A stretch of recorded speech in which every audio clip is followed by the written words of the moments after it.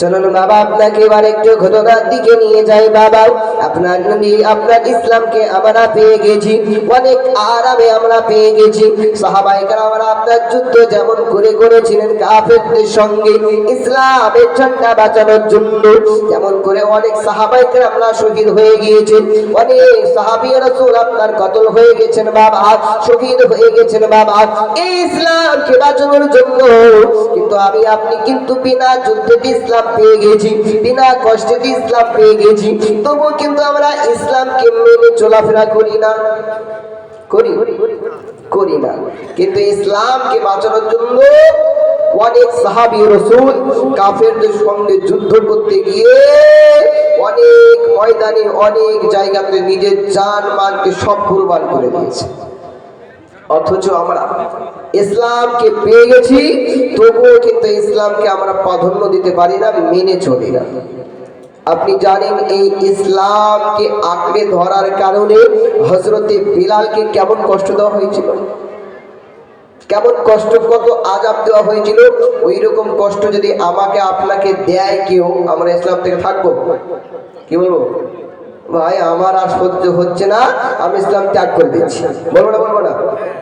বলবো। কিন্তু বিলাল কখনোই কালেমা ছেড়েছিল না। জোরে বলেন। একদা যেন আমার নবী পাক সাল্লাল্লাহু আলাইহি ওয়াসাল্লাম যেন 10 জনকে নিয়ে আপনার ইসলাম প্রচার করতে আরম্ভ করে, ইসলাম প্রচার করে যায়। হঠাৎ করে বিলাল যেন উমাইয়ার বাড়িতে কাজকর্ম করে, উমাইয়ার বাড়িতে আপনার গোলামতি করে। বিলালের কানে খবর গেল বিলাল আজ মক্কা নগরে এমন একজন ব্যক্তি রয়েছে যার নাম হলো মুহাম্মদ।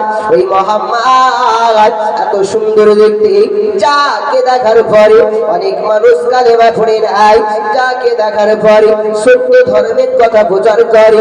ও গো বিলাল, আমি তোমায় বলতে চাই ওই ব্যক্তিটাকে একবার দেখে আসো, তুমি একবার তার দর্শন করে আসো।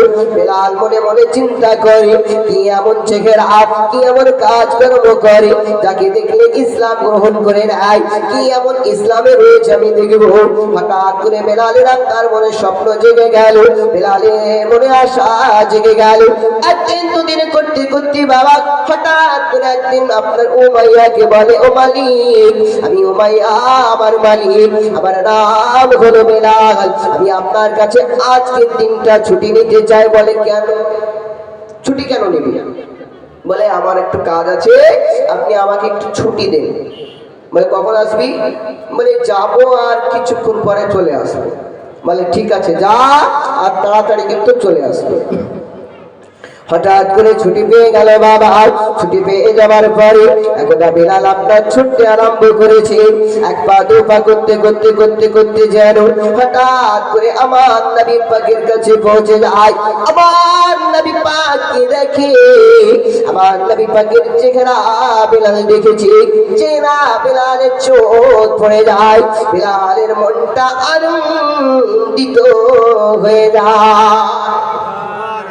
বিলাল খুশি হয়ে যায়, এত সুন্দর চেহারা, এত রূপময় দেখতে আমি বিলাল জীবনে কখনো পুরুষ দেখিনি, এইরকম মানুষ আমি দেখিনি।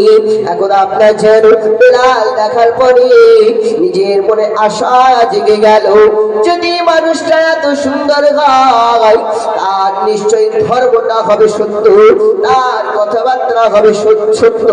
এখন আপনার যেন বিলাল সব কিছু দাঁড়িয়ে দেখতেছে, দাঁড়িয়ে দেখতে দেখতে যেন বিলালের মনে খটকা জেগে যাবার পরে তার মনে আশা জেগে গেল, আমি নবীর কাছে যাব আর কালেমা পড়ে মুসলমান হব।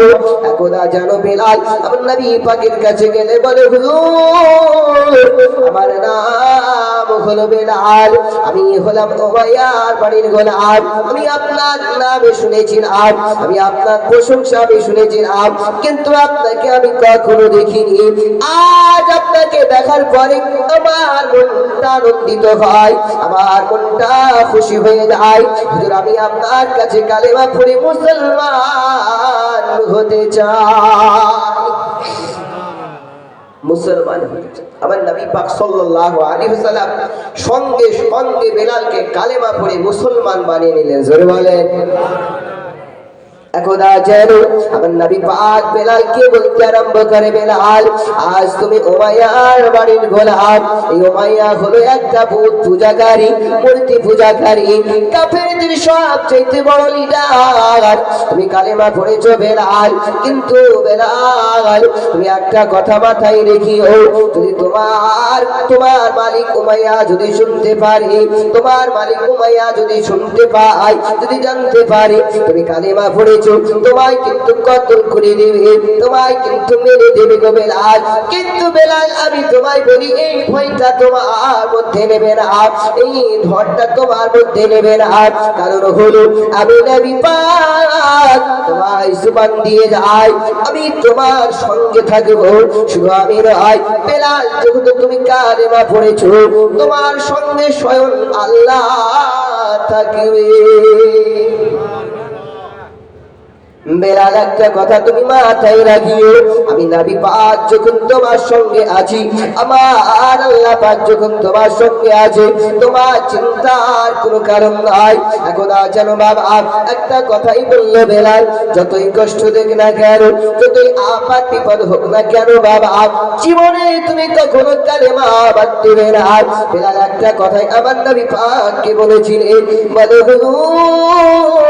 আমি বেলাল আপনাকে কথা দিয়ে গেলাম, আমি আপনাকে জবান দিয়ে গেলাম, যতই আমি বেলাল আমায় কষ্ট দিক না কেন, আমায় আঘাত করুক না কেন, আমি বেলাল আপনাকে কথা দিয়ে যাই, জীবনেও আমি বেলাল কালেমা বাদ দেব না। আর আমরা এমনি এমনি কালেমা পেয়ে গেছি, কষ্ট না করাতে।